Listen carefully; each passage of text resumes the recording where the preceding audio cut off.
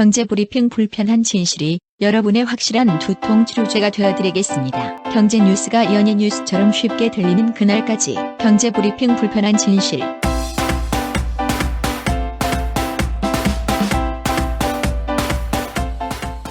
경제브리핑 불편한 진실 3월 28일 순서 시작하겠습니다. 지난 주말에 황사가 좀 끼긴 했지만 그래도 날씨가 좋았어요. 따뜻했죠? 저는 주말 내내 밖에 나갔었는데 특히 토요일 날은 제가 응모했던 그게 또 당첨이 됐잖아. 뭐가 당첨이 됐냐면 서울시 교육청에서 참여 수업하는 게 있거든요. 예.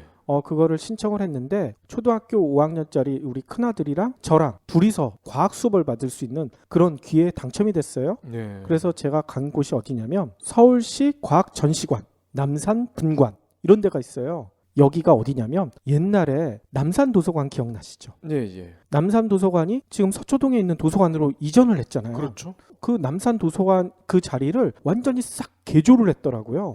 그래서 그 위에서 이런 과학 수업이나 수학 수업 같은 참여 수업을 하고요. 그 밑에는 또 전시관도 있더라고요. 저는 이제 과학 수업에서 빨대 트럼본을 만들고요. 화석 체험을 하고 시간이 총 1시간 반이었거든요. 그래서 그거 끝난 다음에 밑에 뭐가 있나 이렇게 가봤더니 아프리카 박물관도 있고요. 우리나라 여러 가지 옛날 유물들 볼 수 있는 전시관이 쫙 있는데 그 밑으로 갔더니 과천과학관과 비슷한 과학 전시관도 있었어요. 예. 여기에 보니까 여러 가지 뭐 나노 기술로부터 해가지고 수생생물 뭐 이런 것들도 보여주고요. 제일 재밌었던 데는 천체투영관 있죠. 예. 천체투영관에서 서울시 봄 밤하늘의 별자리 이걸 봤잖아. 자녀와 함께 가면은 좋을 것 같은데 당첨이 되셨다고요? 뭐냐 학부모 참여 수업은 당첨이 된 거고요. 예. 방금 얘기 드렸던 이런 전시관이나 이런 거는 그냥 가실 수가 있어요. 게다가 무료입니다. 전부 무료예요. 들어가기 전에 초등학교 자녀들 학교가 어딘지 요것만 간단하게 적으면 다 무료로 볼 수가 있고 특히나 천체투영관도 공짜예요. 시간이 정해져 있거든요. 하루에 한 6번, 7번 정도 하는 것 같은데 그 하기 직전에는 사람들이 쭉 줄을 서 있더라고. 한 3, 40명 정도 줄 서 있었던 것 같아요. 되게 가고 싶은데 주차도 되나요? 주차가 바로 앞에 되는데 주차료는 좀 비싸요. 비싸요?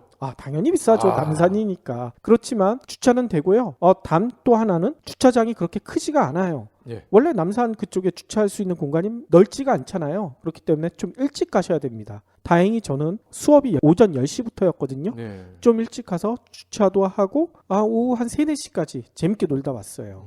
주말에 늦잠 자는 유혹만 뿌리치면은 아주 쏠쏠하게 보낼 수 있겠군요. 너 회사 그만두고 창업한다며? 준비 안 해? 그래서 이번 주말에 일본 가잖아? 창업 아이템 찾아보려고. 설아 뻔한 일본 가봤자 아이템이 나오겠니? 뭘 모르시네. 한국이 일본 따라간다는 말 몰라? 지금 일본을 보면은 한국의 내일을 알 수가 있어. 불황이라서 25년간 지갑을 닫았잖아, 일본 사람들이. 그런데 거기서도 통한 비즈니스가 있다고. 그 비즈니스가 한국에서도 충분히 먹힐 수 있다는 거지.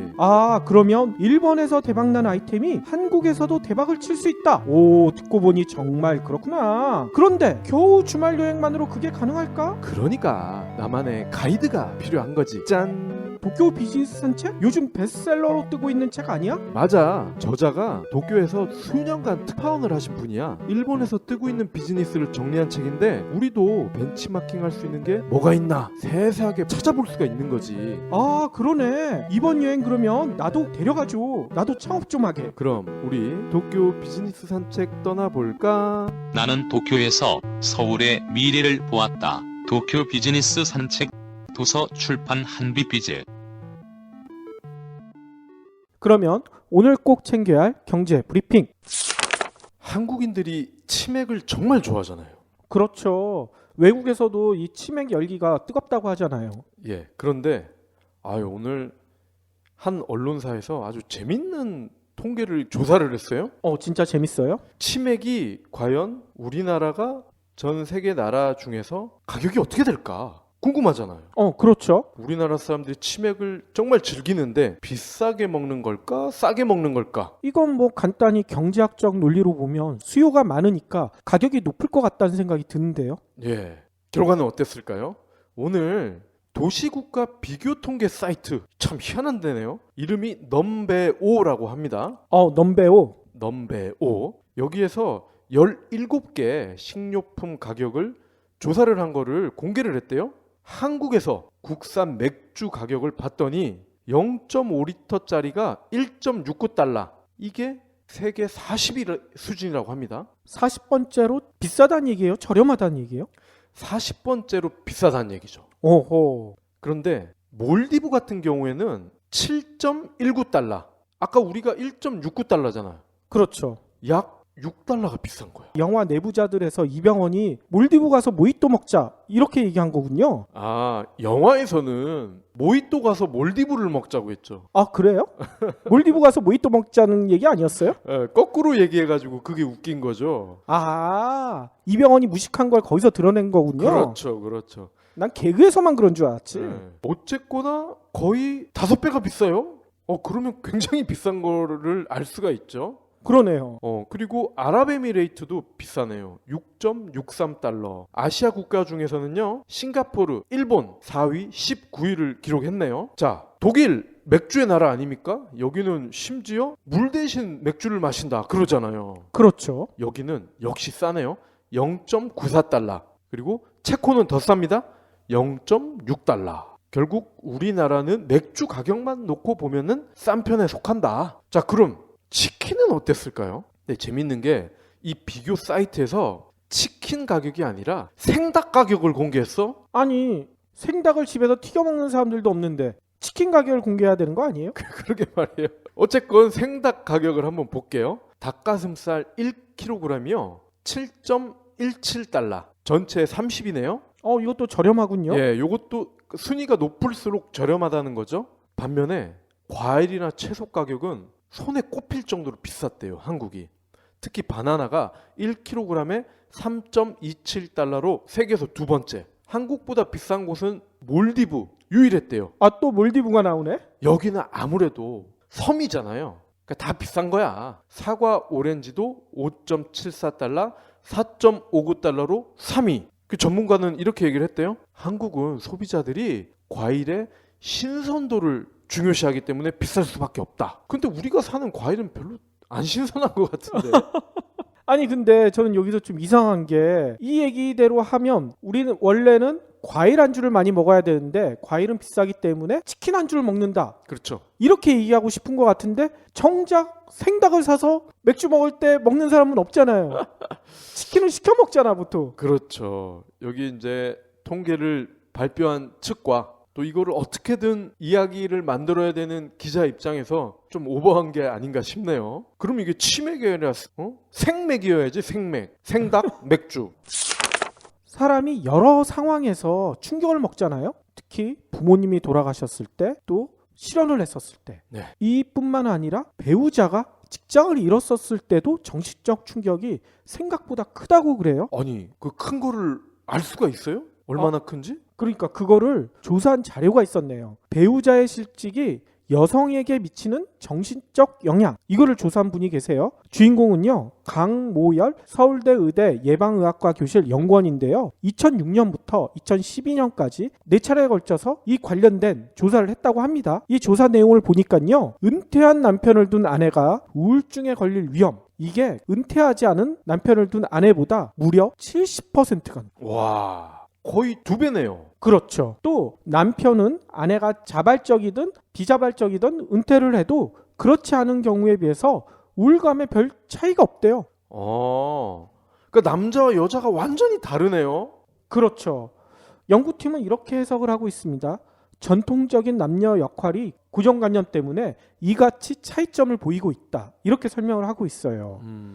예를 들어 남편이 정년퇴임한 후 집안일을 하나하나 간섭하기 시작하면 아내는 스트레스를 받는다는 거야. 당연히 스트레스 받죠. 특히 남편을 그렇게 부른대죠. 삼식이. 그치, 삼식이. 집에서 밥새끼 다 먹는다고. 응. 제발 나가서 먹어라. 보통 그렇게 얘기한다고 해요. 나가서 들어오지 마라. 그렇죠. 그래서 남편 은퇴에 따른 생활 환경이 변화를 하잖아요. 그러면 남편도 마찬가지지만 아내가 너무나 스트레스를 많이 겪게 되고 우울증까지 겪어서 결국 부부 갈등, 이게 촉발되는 경우들도 많다고 연구원은 지적하고 있어요.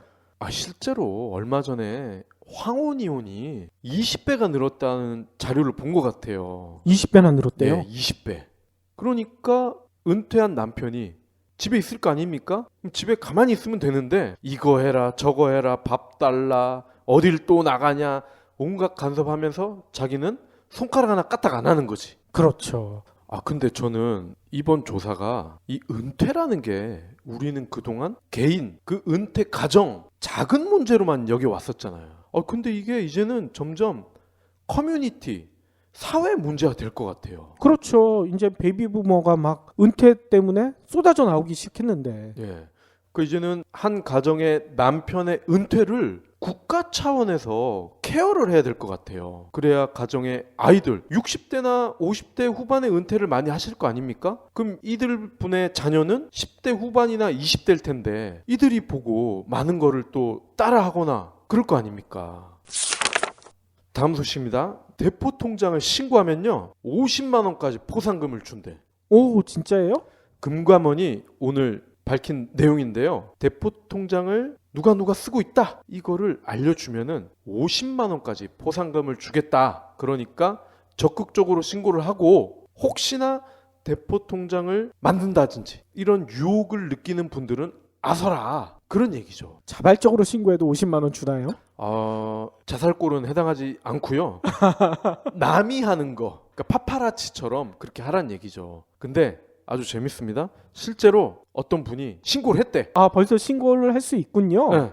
그래서 금감원 홈페이지를 들어갔대요. 그런데 포기하고 나왔대. 왜요? 설치하라는 게 너무 많다는 거야. 아, 그놈의 액티브X. 뭐 확인 그런 거 있잖아요. 그리고 아이핀. 아, 아이핀 너무 불편해요. 아이핀 때문에 30분 동안 욕만 했다고 합니다. 그러면서 진정 너네가 신고를 받으려고 하는 거 맞냐? 그리고 어떤 분은 핸드폰으로 문자가 왔대요. 대포 통장 어쩌고 저쩌고 사례금 드립니다. 이런 거 있잖아.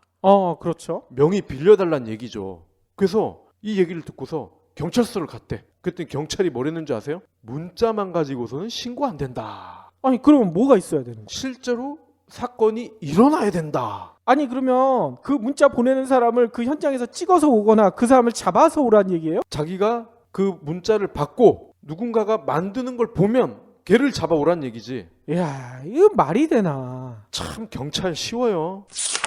극심한 전세난 때문에 차라리 이럴 바에는 임대주택에 들어가 보자. 이렇게 결심하시는 분들이 생각보다 많은 것 같아요. 네. 그런데 임대주택이 그냥 들어갈 수 있는 게 아니잖아. 경쟁률이 장난 아니더라고요. 그렇죠. 그래서 그런가 너무나 높은 경쟁률 때문에 이런 제도를 내놨네요. 월세를 많이 내는 사람한테 임대주택 들어갈 때 가산점을 주겠다. 이런 제도를 내놨어요. 취지는 좋은데요? 그러니까요. 어디서 내놨냐면 국토교통부가 오늘 공공주택 업무 처리 지침 이거에 대한 개정안을 발표를 했습니다. 그 내용 중에 들어가 있어요. 소득 대비 임차료 부담이 높은 가구는 매입 점세 임대주택 입주자 선정 시 가점을 받는다. 이런 내용이 들어가 있대요. 얼마나 준다는 거예요? 일단 내용을 좀 살펴보니까 이렇게 돼 있네요. 소득 인정액 대비 임차료가 80%를 넘잖아요. 그러면 5점, 65에서 80%면 4점, 50에서 65%면 3점, 30에서 50%는 2점. 뭐 이렇게 준대요. 점점 점수가 떨어지네요. 그렇죠. 아니 근데 이게 좀 이상하지 않아요? 소득에서 월세를 80%를 낸다. 과연 이런 사람이 있을까? 100만 원을 벌어서 80만 원을 월세로 낸다. 없을 것 같은데. 생활이 안 되잖아. 예. 먹지도 입지도 말라는 얘기인가? 다음 소식입니다.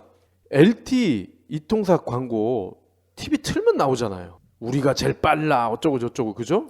그렇죠. 새로운 기술을 개발했네 뭐 이러는데 최근에도 LTE 속도가 33% 개선됐다 이렇게 광고를 많이 했어요 이 통사들이. 근데 알고 봤더니 정작 소비자들은 이 빨라진 속도를 전혀 체감하지 못한 거야. 아니 그러니까 저도 마찬가지더라고요. 걸핏하면 LTE에서 3G로 바뀌어요. 네, 갤럭시 S7 그리고 G5 출시가 곧 되죠? 그런데 이 통사에서 때 맞춰서 다운링크 256콴 256콴 기술을 상용화를 했어요.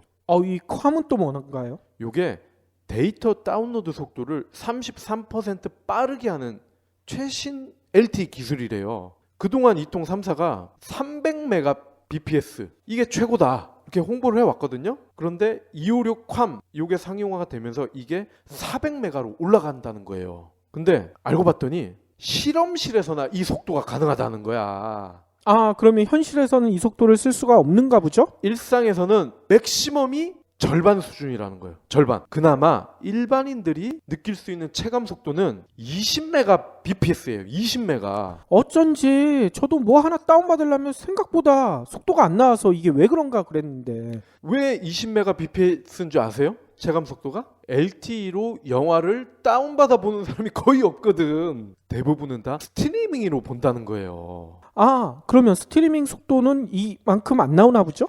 스트리밍을 할 때는요, 20메가면은 전혀 막힘이 없이 영상을 볼 수가 있다는 거야. 그러니까 이 통사에서 400, 300, 뭐 실제로는 100대라고는 하지만 20만 대도 스트리밍을 보는 사람은 전혀 속도 문제를 느낄 수가 없다는 거예요. 그래 놓고서 400이니 심지어는 기가니 이런 광고를 한다는 거죠. 정작 소비자는 20메가면은 충분한데. 근데 저는 20메가도 안 될 때가 많나 봐요. 스트리밍이 자꾸 끊겨? 그쵸. 그것도 그렇고 전화기만 키면 LTE라고 샀는데 3G라고 떠. 세상의 힘으로 막을 수 없는 전쟁이 시작된다. RPG 최후의 무기, 이제 드래곤이 무기다.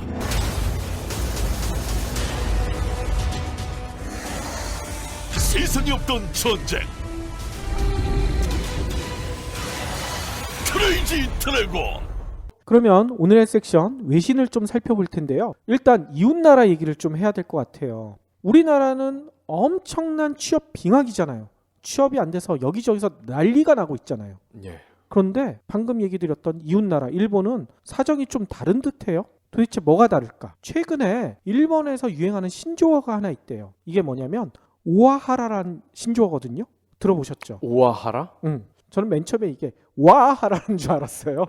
그런데 이게 무슨 뜻이냐면요. 기업들이 전화나 문자로 구직자들한테 자꾸 괴롭힌대. 왜 괴롭히냐? 우리 회사 오지 말라는 게 아니라 넌 우리 회사에 꼭 와야 된다. 제발 와라. 예. 이렇게 괴롭힌다는 거예요. 오. 왜 그러냐면 한 사람이 여러 기업에 동시에 합격하는 사례가 너무나 많이 늘어나서 예. 인재를 데리고 오기가 힘들다는 거야. 그러니까 제발 우리 회사 와주십시오. 애걸복걸을 한다는 거지. 우리나라랑은 완전 다르네요. 그렇죠. 장난 아니죠. 우리나라는 광탈이라고 그러잖아요. 광탈. 그렇죠. 내자마자 탈락. 광탈 100번이 기본이라고 그러는데. 그러니까요. 너무나 이상하잖아요. 예. 아니 그래서 저는 처음에 우아라는 얘기를 들었었을 때 일부 신이 내린 스펙을 가진 사람들, 엄청난 인재들, 이런 사람들한테만 해당되는 얘기인 줄 알았거든요. 그런데 놀라운 거는 웬만한 일본 젊은이들은 이런 즐거운 괴롭힘을 당한대. 기업들이 제발 우리 회사 와주십시오. 심지어는 이 우아라를 구직자들한테만 하는 게 아니래요. 일부 기업들은요, 그 입사 내정자의 부모한테 전화를 한대. 오. 자녀가 우리 회사 와주게 제발 도와주십시오. 오. 부모들도 한두 번은 너무 기쁠 거 아니야. 그런데 이 전화가 하루에도 몇 통씩 오면 얼마나 짜증날 거예요. 아우 또 전화 왔네. 이거 제발 좀 전화하지 마세요. 이렇게 괴롭다는 거예요. 예전에 박찬호 아버지가 그랬잖아요. 아, 박찬호 아버지가 뭐라고 했어요? 온갖 대학 그리고 온갖 프로구단 심지어 MLB 쪽 제발 찬호 우리한테 보내라. 아, 그랬군요. 비슷한 현상인 것 같아요. 예. 그런데 이런 전화를 받는 일본 시민들은 너무나 놀라고 있대요. 왜냐하면 이게 몇 년 만에 이렇게 갑자기 반전이 된 거거든요. 과거에도 이랬던 거 아니에요. 바로 한 4, 5년 전만 해도 이거는 꿈도 꿀 수 없는 현상이라고 합니다. 실제로 제가 일본에 사는 친구가 한 명 있어서 전화를 해봤거든요. 야, 진짜 오하라는 말이 있어? 물어봤더니 친구가 있다는 거예요. 그러면서 이 오하라 때문에 친구가 교수인데 자기가 가리키는 애들 중에도 괴로워하는 애들이 있대. 근데 괴로운 게 진짜 괴로운 게 아니라 즐거운 괴로움이라는 거지. 예. 오늘 또 전화 왔어요. 저 회사에도 전화 오고 저 또 다른 회사에도 전화 오고 도대체 어디를 가야 될지 모르겠어요. 이런다는 거야. 진짜 일본인들 사이에서도 옛날 같으면 도저히 상상할 수 없는 일이 벌어지고 있다. 일본 친구가 그렇게 얘기를 해주더라고요. 거기다가 더 놀라운 사실까지 알려줬어요. 뭐냐면요. 기업들이 이렇게 젊은 구직자들한테 애정 공세를 퍼붓는데 문제는 취업 내정자의 64%가 아무런 연락도 없이 그냥 안 와버린다는 거야. 자기가 마음에 드는 회사로 그냥 가버린다는 거야. 그러니까 기업의 인사 담당자는 안달복달을 하고 있다는 거죠. 그러니까 우아하라 이런 짓까지 저지르고 있다는 얘기인 거예요. 자, 궁금하잖아요. 도대체 일본에서 어떻게 이런 반전이 일어났을까? 일단 여러분도 또 여러 얘기에서 들으셨겠지만 일본이 지금 취업률 고공행진 중이거든요. 얼마나 취업이 잘 되냐면요. 일본 문부과학성이 조사한 거에 따르면요. 취업 의사가 있는 고교 졸업 예정자 중에 지난해 말 기준으로 취업이 결정된 사람의 비율이 무려 90%에 달한답니다. 10명 중 9명이 고등학교 졸업하고 바로 취업이 된다는 거야. 일본에서도 이렇게 취업률이 90%에 다다른 거는요. 버블 경제 1990년대 이후 처음이래요. 무려 25년 만에 버블 경제기에 취업률을 회복한 셈이래요. 고등학교 졸업 예정자뿐만이 아니에요. 대졸 취업률은 더 높아. 뭔 얘기냐면요. 일본 후생 노동성이 지난해 12월 기준으로 대졸 예정자 취업률을 조사했는데 80.4%래요. 근데 이거는 대학교가 완전히 졸업하기 전이니까 이것보다 훨씬 높아질 수가 있다는 얘기인 거예요. 특히 이런 대졸 예정자의 취업률은요. 5년 연속 상승을 했대요. 그래서 올해 대졸자는 어느 정도 취업을 할까 추측을 해봤더니 얼마가 나왔는 줄 아세요? 무려 97%. 와. 100명 중 97명이 취업을 한다는 거야. 졸업하자마자. 나머지 3%는 세계 여행 떠난 애들 아니야? 그러겠죠. 참고로 우리나라 대졸 취업률이 얼마 되는 줄 아세요? 50%대 아니에요? 50%대보다는 조금 높아요. 이것도 통계의 오류일 텐데 우리나라는 군대 가거나 이런 사람들 다 빼버리잖아. 그러니까 취업률이 좀 높아질 수밖에 없는데 그런데도 불구하고 67%밖에 안 돼. 네. 엄청 차이가 나죠. 거의 30%가 차이 나는 거예요. 일본의 이 같은 수치는 경제학자들도 놀랄 정도래요. 완전 고용이다. 왜냐하면 완전 고용 상태의 실업률을 보통 3에서 4% 정도를 따지거든요. 네. 왜 그렇게 따지냐면 고용이 된 상태에서 뭐 직장을 옮기거나 뭐 이런 사람들이 수시로 발생할 수가 있잖아요. 그렇죠. 그러니까 3에서 4% 정도의 실업률은 완전 고용 상태다. 이렇게 얘기를 하는데 그러면 일본은 대학교만 나오면 완전 고용에 들어가는 그 정도 수준까지 올라갔다. 이렇게 평가해도 과언이 아니란 얘기인 거죠. 그래서 일본에는 최근 이런 얘기도 나온대요. 취업 준비생이 슈퍼갑이다. 기업이 갑질을 하는 게 아니라 취업 준비생들이 갑질을 한다는 거야. 아까 얘기처럼 나 어디 여기도 연락 오고 저기도 연락 오고 내 마음대로 내가 원하는데 골라가야지. 그러면서 안 가는 데는 연락도 안 해주고 기업들만 안달복달하게 만들고. 아유, 비행기 타면 1시간 걸리는 곳인데 우리랑 너무 다르네요. 그렇죠.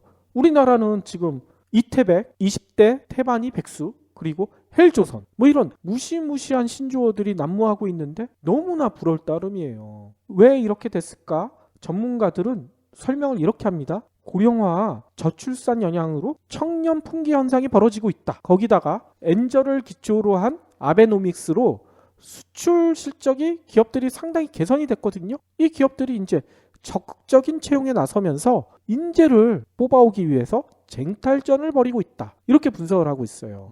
실제로 일본은 65세 이상 인구가 전체 인구의 몇 퍼센트냐면요. 25%를 벌써 넘었어요. 네.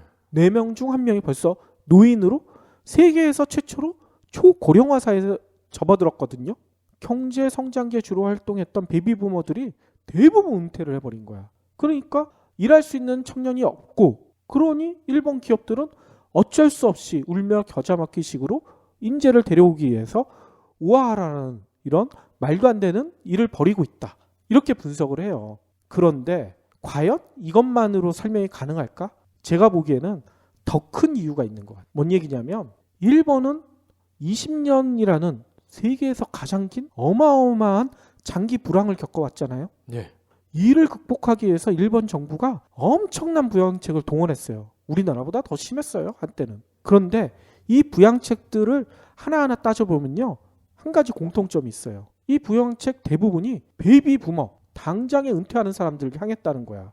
일자리는 물론이거니와 여러 가지 각종 수당, 복지 혜택 이런 것도 대부분이 노년층에 집중이 됐어요. 물론 젊은 층에 아예 안 준 건 아니지만 비율이 거의 한 7대3, 8대2 정도까지 벌어졌다는 얘기인 거예요. 이러다 보니 젊은이들이 희망을 잃기 시작했어요. 나라에서 젊은이들을 안 챙겨주니까, 특히나 이런 일이 계속 반복되니까 임금 상승률이 제자리인 거야. 베이비부머들, 노년층은 그동안에 벌어놓은 돈이 있으니까 나중에 은퇴를 해도 임금 피크제 같은 거를 동원을 하더라도 살아가는 게 가능해요. 근데 갓 사회 진출한 사람이 임금이 안 오르고 있으면 어떻게 생활이 가능하겠어요? 모아놓은 건 하나도 없는데. 그렇죠. 그러니까 아무리 이래도 임금 상승률은 제자리니까 굳이 일을 할 필요를 젊은이들이 못 느끼고 있는 거예요. 지금 우리나라 젊은이들이 하는 고민도 그거잖아요. 그렇죠. 지금부터 얘기 드리는 거 보면 우리나라는 너무나 흡사해. 또 일본이 기업 친화 정책을 우리나라보다 먼저 시작을 했어요. 일본의 비정규직 비율이 엄청나게 높거든요. 대부분의 지금 아까 얘기 드렸던 그런 오하라를 벌이는 기업들이 정규직이 아니야. 비정규직이에요. 그러니까 그 난리를 치죠. 그러니 젊은이들은 비정규직인데 거기에 전화해가지고 나 안 간다 얘기할 이유가 어디 있어. 근데 이거는 국가 정책적으로 이렇게 만들어놨어요. 기업 친화 정책이다. 젊은이들이 취업할 의욕이 아예 사라져버린 거예요. 일본의 유명한 신조어 있잖아요. 프리터족. 프리터족 뭔지 아시죠? 네. 아르바이트나 파트타임으로 생계를 유지한다. 이게 단순히 경기 침체 때문에 발생한 게 아니에요. 이 프리터족은 일을 할 의욕이 사라졌으니까 생계는 그냥 아르바이트만으로 미래에 대한 희망을 모두 다 없애버리고 그냥 생계만 유지하자. 이렇게 해서 나타난 게 프리터족이거든요. 그러니까 대기업 비정규직으로 사나 알바하면서 어쨌건 자기가 편한 시간 활용을 하나 돈 버는 건 별 차이가 없거든. 그러니까. 그러니 뭐하러 취업을 해요. 자기 편한 대로 살지. 그렇죠. 그렇기 때문에 최근에 완전 고용에 가까운 취업 열기 이 얘기를 전하는 대부분의 언론들이 그렇다고 일본이 과연 경기 침체에서 빠져나왔냐? 이거에 대한 확답을 못해. 왜냐하면 전문가들도 지적을 하거든요. 취업 열기는 높으나 이게 과연 일본 경기가 살아나서 그런 건가? 의문이라는 거야. 젊은이들이 취업을 안 하니까 그중에 취업하겠다는 몇몇에 이게 몰리고 있는 거니까 모든 프리터족 같은 젊은이들까지 취업을 해야 이게 진짜 경기가 살아날 거 아니에요. 그렇죠. 근데 그것까지는 아니란 얘기예요. 또 하나 외신에서 나온 얘기 중에 주목할 점이 있어요. 이것도 일본에 대한 얘기인데 최근에 일본 30대 주부가 인터넷 블로그에 올린 글이 엄청나게 화제가 되고 있대요. 이 글이 뭔 내용이 써져 있냐면요. 보육원 떨어졌다? 죽어라 일본. 일본 사람이야. 근데 죽어라 일본이라고 썼어. 또 비슷한 블로그에는 뭐가 있었냐면요. 장애아 낳으면 인생은 끝. 죽어라 일본. 이게 가정주부가 쓰기에는 너무나 과격한 표현이잖아. 실제로 지난주에 우리나라에도 이런 일이 있었어요. 의사였어요. 심지어 엄마가 의사인데 4살 된 딸이 이런 선천적인 장애를 가지고 태어난 애기였나 봐. 그래서 같이 또 세상을 등진 아주 슬픈 일이 있었죠. 그렇죠. 비슷해요. 아무튼 다시 본론으로 들어와서 이 글을 작성한 여성은요. 뭐 지방도 아니에요. 도쿄에서 사는 30대 전반의 사무직이래요. 이 정도면 웬만큼 중사층 이상은 되는 거잖아요. 네. 곧 1살이 되는 아이를 키우고 있는데 남편과 맞벌이를 하면서 현재 1년째 육아휴직을 하다가 복귀를 하려고 했더니 보육원이 떨어진 거야. 얼마나 화가 났겠어요. 그렇죠. 이 여성은 일본 언론과 인터뷰에서 이렇게 얘기했습니다. 이렇게 소동이 커질 거라고는 생각하지 않았지만 이것을 계기로 보육원 대기 아동 문제가 해결되는 쪽으로 가면 좋겠습니다. 이렇게 얘기를 했어요. 또 기자가 질문한 거예요. 아니 아무리 그렇더라도 죽어라 일본. 이건 좀 과격하지 않습니까? 그랬더니 이 주부는 뭐라고 했냐면 정중한 표현을 썼으면 이 정도로 파문이 일어났을까요? 이렇게 반문을 한 거야. 파문이 안 일어났죠. 그러니까 논란이 커지고 있다고 얘기했잖아요. 진짜 이 블로그 때문에 일본 주부들이 시위에 나섰어. 일본은 되게 수능적이고 이런 사람들만 사는 건 줄 알았더니만 일본 주부들의 분노가 그게 달한 거예요. 아유, 얘네들은 어지간하면 시위 안 하잖아요. 그러니까 말이에요. 특히 일본 국회의사당 앞에는 아까 얘기했던 죽어라 일본 표현 그거 바로 내가 썼다. 피켓 시위를 주부들이 하고 있다는 거야. 또 이 글에 찬성하는 온라인 서명 동참자가요. 수만 명이 벌써 넘었대요. 또 일본도 곧 국회의원 비슷한 선거가 있대요. 일본은 참의원 뭐 이렇게 돼 있잖아요. 네. 참의원 선거가 7월에 열리는데 벌써 이게 정치 쟁점화가 되고 있대. 왜 이렇게 일본 주부들이 분노를 표현할까? 일본 후생성 통계를 좀 살펴봤어요. 그랬더니 일본에서 보육원 시설 부족으로 입소 대기 중인 아동이 지난해 4월 말 현재 2만 3천 명에 이른대요. 근데 생각보단 적어요. 우리나라는 이것보다 훨씬 많을 것 같은데. 그렇죠. 최근에 이 논란이 벌어지니까 교도통신이라고 있죠. 근데 여기서도 보육원 대기 아동이 많은 도쿄구 23구와 지바시 이런 주요 대도시를 조사를 해봤더니 무려 3만 명의 아동이 보육소에 입소하지 못한 걸로 나타났대요. 이렇게 논란이 벌어지니까 아베 총리한테도 국회의원들이 따진 거예요. 지난달 29일에 일본에도 민주당이 있거든요. 여기도 야당이에요. 국회의원이 아베 총리한테 보육원 떨어졌다 죽어라 일본 이런 글을 본 적이 있느냐 어떤 생각을 하고 있느냐 이랬더니 아베 총리가 이랬다는 거야. 익명이기 때문에 이때까지는 익명이었어요. 익명이기 때문에 정말 그런 일이 있었는지 확인할 수 없다. 아예 개무시한 거야. 아베 총리가 이런 태도를 보이니까 야당이 들고 일어난 거지. 들고 일어나가지고 공세를 취하니 아베 총리가 서둘러 이걸 진화하기 위해서 2017년까지 보육시설 수용 규모를 50만 명 정도로 늘리겠다. 그렇지만 주부들의 분노는 사라지지 않고 있대요. 근데 일본 언론은 여기서 한 발 더 나갔더라고요. 일본 여성들의 분노가 이것뿐만이 아니다. 보육 대란뿐만이 아니다. 일본에서는 마타하라라는 말이 있대. 이것도 하라야. 뭘 마타하라라는 건가? 이게 뭐냐면요. 기업이 임신하거나 육아에 힘쓰는 워킹맘한테 미묘하게 폭력이나 차별을 가한대. 이거를 마타하라라고 한대요. 미묘하지도 않죠. 대놓고 하잖아. 그렇죠. 대놓고 이렇게 한다는 거예요. 일본 기업들 일부는 육아휴직이나 산후조리를 쓰는 이런 여성을 민폐라고 부른다는 거예요. 거기다가 여성의 경력 단절 문제는 니네가 해결해야 할 문제다. 이거 회사가 도와줄 필요가 전혀 없다. 이렇게 얘기를 한대요. 특히나 니온 게자이 신문이 조사를 해봤더니 이 마타하라 때문에 이거를 경영 개선으로 가장하는 이런 사례가 촉출하고 있대요. 뭔 얘기냐면요. 여직원들이 임신을 하잖아요. 그러면 능력 부족 이유로 해고를 해버린다는 거야. 이 보도에 일본 워킹맘이 이렇게 얘기했어요. 인사국가에서 한 번도 지적받은 일이 없는데 임신 사실을 알린 지 일주일 만에 능력 부족이라는 이유로 해고를 당해. 이렇게 분통을 터뜨렸어. 우리도 비슷한 거 많잖아요. 그러니까 심지어 입사 면접 때부터 결혼을 했냐? 언제 할 거냐? 임신은 또 언제 할 거냐? 그죠? 그렇죠. 둘째 혹시 계획 있냐? 이런 게 다 그런 거잖아. 맞습니다. 제가 얘기 드리고 싶은 게 그거예요. 여기서 일본 얘기만 빼면 다 우리나라랑 똑같은 얘기야. 우리나라랑 일본이랑 거의 다른 게 별로 없어요. 진짜 묘하게 일본과 우리나라가 닮았다는 생각이 드는데 생각을 해보세요. 이런 상황에서 여성들이 마음 놓고 아기를 낳을 수가 있을까요? 출산율이 늘어날 수가 있을까요? 일본 사회가 그래서 활기차질 수가 있을까요? 불가능하잖아요.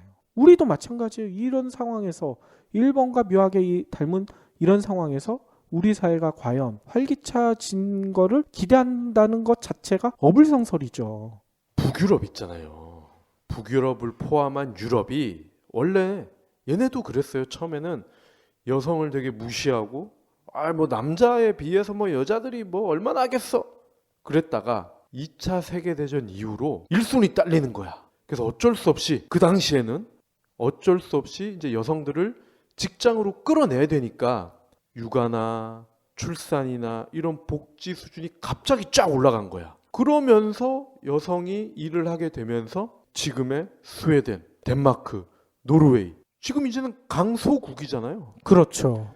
여성들이 사회에 참여하고 일을 해야 그 나라가 부강해질 수 있다는 게 증명이 됐잖아. 그렇죠. 아니 근데 지금까지 얘기를 들어보신 분들 중에 이렇게 말을 하시는 분들도 계실 것 같아요. 아니 각 나라의 예산은 한정돼 있는데 그러면 젊은이와 여성들만 도와주자는 얘기냐? 그러면 남자는 어떻게 하라고? 이렇게 얘기하시는 분들이 계실 수도 있는데 지금부터 제가 독일의 사례를 하나 얘기를 드리고 싶습니다. 현재 세계에서 가장 잘 나가는 국가 꼽으라면 독일이 빠지지가 않잖아요. 근데 독일도 2009년에 나라 전체가 난리가 났었대요. 그때 난리가 난 거는 우리나라도 얼마 전에 있었던 대학 등록금 이것 때문에 논쟁이 뜨겁게 진행이 됐대요. 독일은 원래 등록금이 없는 나라였잖아요. 그렇죠. 그런데 독일도 2008년 미국의 서브프라임 모기지 사태 때문에 유럽이 재정위기가 왔잖아. 독일도 영향을 받았어요. 독일이 대학 재정이 급속히 악화되기 시작했어요. 그러니까 35년 만에 등록금을 다시 받아볼까? 이런 논의가 벌어졌다는 거야. 근데 이 소식이 알려지니까 독일 대학생들이 어떻게 했는 줄 알아요? 다 뛰쳐나간 거야. 강의실은 물론이거니와 도로, 철도, 법원, 의회 점거해버렸어, 대학생들이. 우리나라 이랬으면 난리가 났겠지. 근데 여기는 그렇게 과격하게는 진압을 안 했던 것 같아요. 우리나라에서 이랬으면 총 맞았죠. 아무튼 이때 시위에 참석한 독일 대학생이 무려 27만 명이래. 이렇게 온 나라가 들썩였으면 분명히 어르신들은 그랬을 거 아니야. 아이 저런 놈들 때문에 나라 경제가 어떻게 돼? 나라가 망해. 이런 식으로 보통 얘기를 했을 텐데 놀라운 것은 독일의 노년층들의 반응이었어요. 뭐였냐면 강의실을 대학생들이 점거했다고 했잖아요. 네. 그러니까 대학 당국에서 강의실을 폐쇄해버리겠다고 했어요. 강의실은 강의할 때만 써라. 점거하고 있는 건 말이 안 된다. 폐쇄를 하려고 했거든요. 그랬더니 대학 교수들 중에 몇 분이 나선 거야. 그러면 내가 대학생들 점거하고 있는 그 강의실에서 강의를 계속하겠다고. 얼마 전에 우리나라 국회에서 벌어졌던 필리버스터처럼 네. 강의하고 있지 않느냐. 폐쇄한다는 거 말이 안 된다. 이렇게 나선 교수님들이 상당히 많았다는 거예요. 거기다가 독일의 기성세대들은 이런 얘기를 했대요. 앞으로 우리의 노후와 복지를 떠맡게 될 대학생들이 수업료를 내야 한다면 우리의 노년도 우리 스스로 책임져야 할 것이다. 젊은이들이 앞으로 우리 미래에 세금도 내고 이래야지 우리 노후가 그 젊은이들 덕분에 보장이 되는데 젊은이들의 희망을 꺾는 건 말이 안 된다. 젊은이들의 교육을 위해 세금을 더 내겠다. 기성세대가 이렇게 나선 거야. 정부 정신 차려라. 이러면서. 이렇게 나오니까 정치인들도 그때 깨달은 거야. 일제히 등록금 다시 폐지하겠다. 이렇게 공약을 내놓고 독일의 베덴부르덴베르크주 교육부 장관은요. 이런 얘기까지 했어요. 빈부와 상관없이 공부할 기회를 균등하게 주어서 훌륭한 인재들이 많이 배출돼야 국가가 번성한다. 이를 막는 모든 장애물은 제거돼야 한다. 그것이 정치인의 역할이다. 우리나라는 이렇게 얘기해 주실 정치인이 과연 계실까요? 아니 독일은 선진국 중에서도 선진국이잖아요.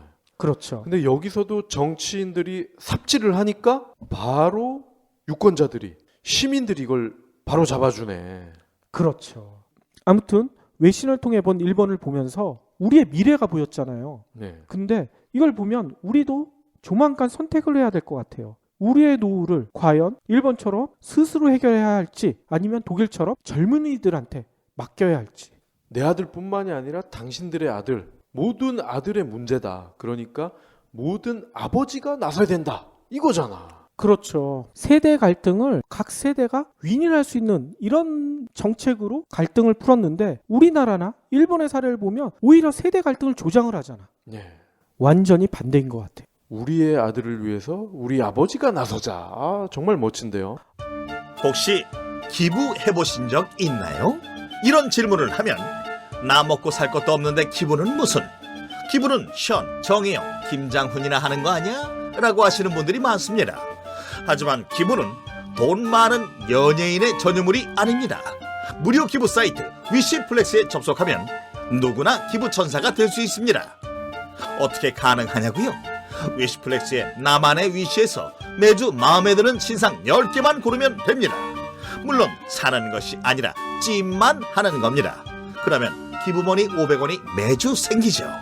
이 기부머니를 경제브리핑, 불편한 진실 같은 프로젝트에 후원할 수 있습니다.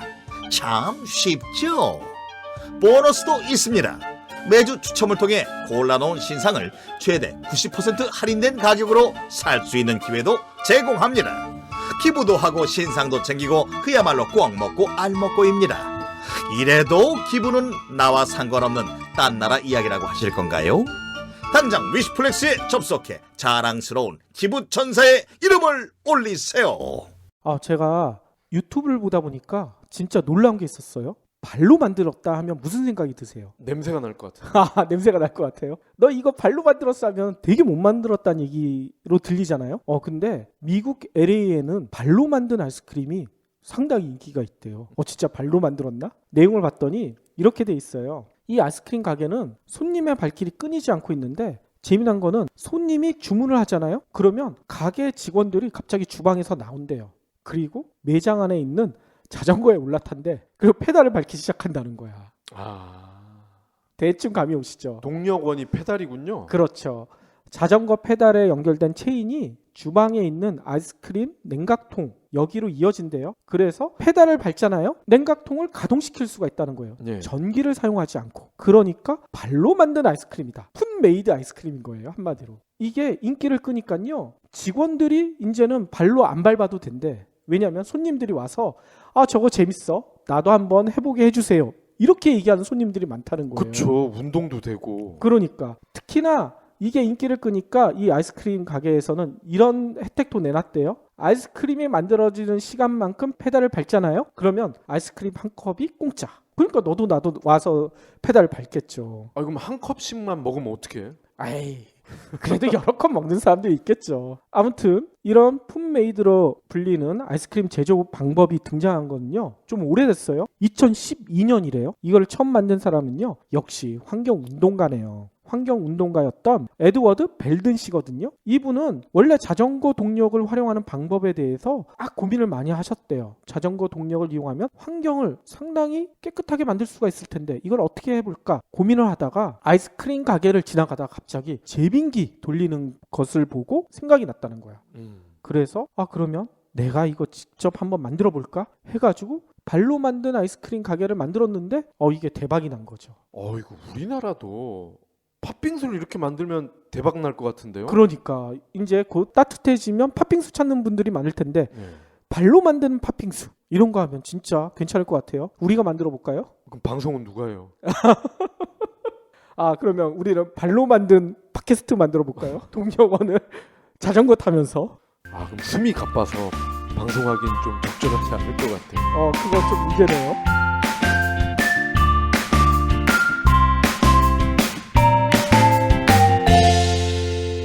본 팟캐스트의 저작권은 뉴스백에 있습니다.